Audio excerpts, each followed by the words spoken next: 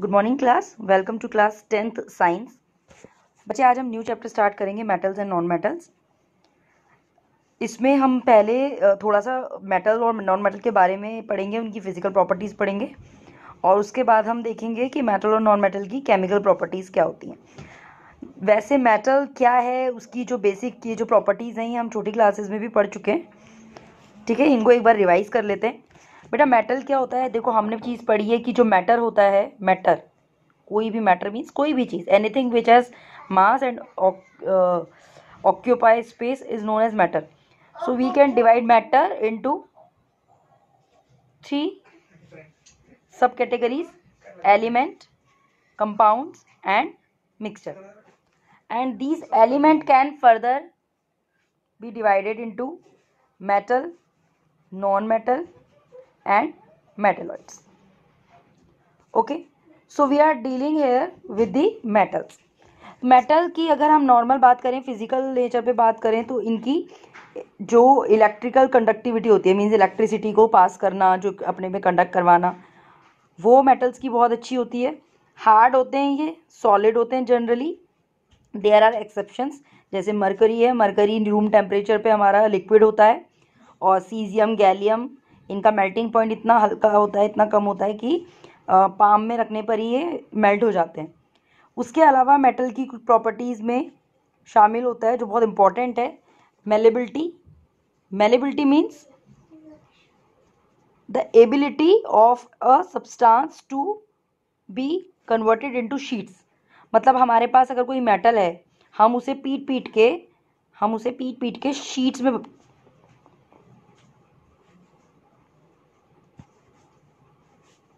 हमारे पास अगर मेटल है तो हम उसे पीट के शीट्स में कन्वर्ट कर सकते हैं। So this property is known as malleability.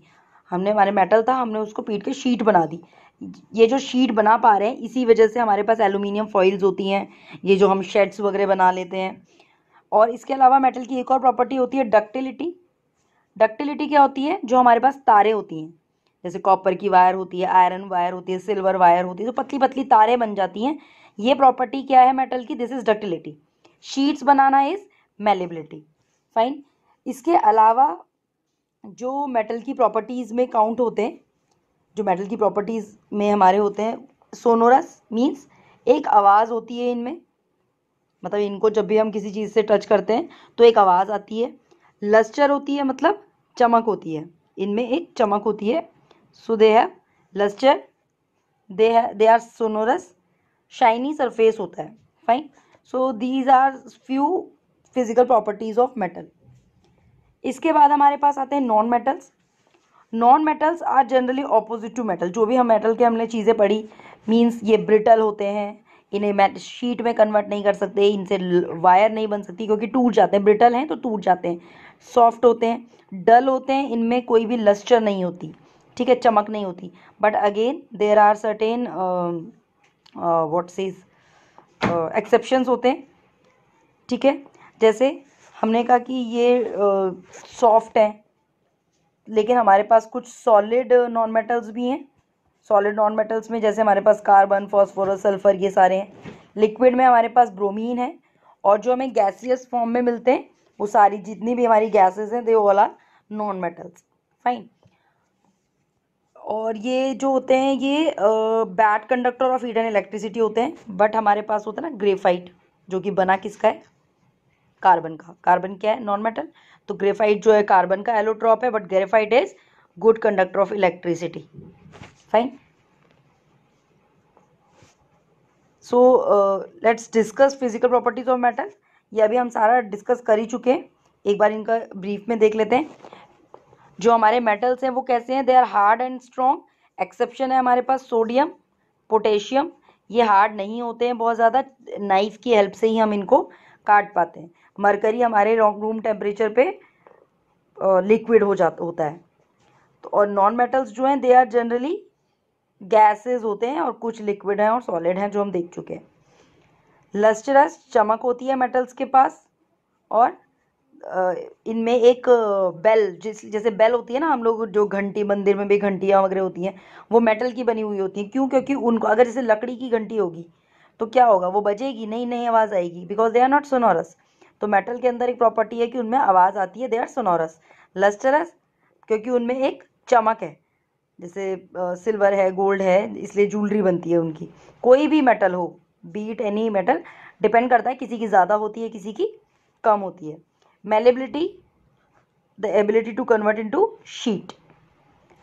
Ductility, हम जो वायर्स कन्वर्ट कर लेते हैं वो हमारी डक्टिलिटी है। जैसे हम लकड़ी से तारे नहीं बना सकते, कांच की तारे नहीं बना सकते, बिकॉज वो चीज़ें उनके अंदर डक्टिलिटी नहीं है, वो ब्रिटल हैं, वो टूट जाएंगे।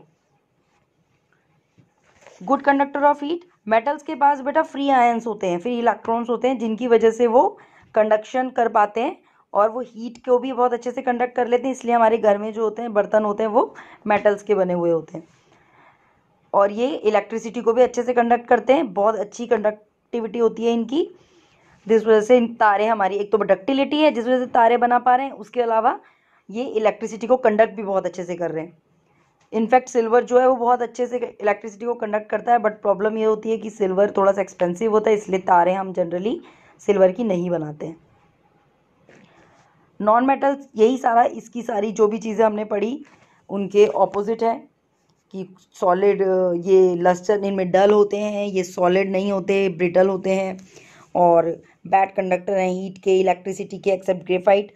नॉन सोनोरस है, मीन्स कोई भी मेटालिक आवाज़ नहीं होती इनमें। ठीक है, तो ये तो बेटा एक रिवीजन था मेटल और नॉन मेटल का, मेटल एंड नॉन मेटल क्या बेसिक कंडीशंस हैं उनकी और क्या उनमें एक्सेप्शंस हैं। नेक्स्ट वीडियो में हम लोग डिस्कस करेंगे chemical properties of metal and non metal, and they are very important for us. So, if you have any doubt, you can ask me. Hope everything is clear to you. Thank you.